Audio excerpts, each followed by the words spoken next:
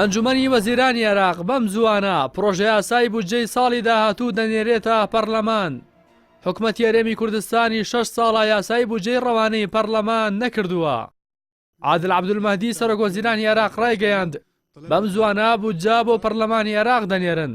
کار لەسەرەوەش دەکەن لە بودجەی ساڵی 2020دا 90,000 هەلی کار دابین بکەن. حکومەتی عێراق ساڵانە بودجەی گشتی بۆ پەرلەمانی عێراق دەنێرێت و دوای گفتوگۆیەکی 3 مانگە بودجەکە پەسەند دەکرێت.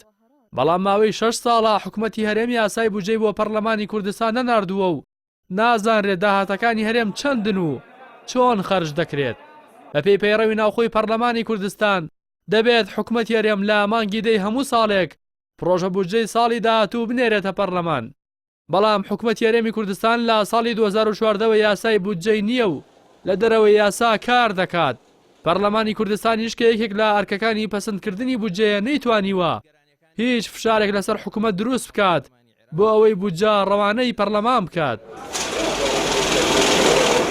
نەناردنی بودجە بۆ پەرلەمانی کوردستان لە کاتێکدایە داهاتەکانی هەرێم لە نەوت و خاڵە سنوورەکان ناشەفافن و بەشێکی زۆریان بۆ خەزیێنەی گشتی ناگەڕێتەوە. بەشێکیش لە ئەندامانی لیژنەی دارایی پەرلەمانی کوردستان دەڵێن مانگانە داهاتی نەوتی هەرێم لە 600 ملیار دینار زیاترە، بەڵام تەنیا 350 ملیار دیناری بۆ وەزارەتی دارایی دەگەڕێتەوە.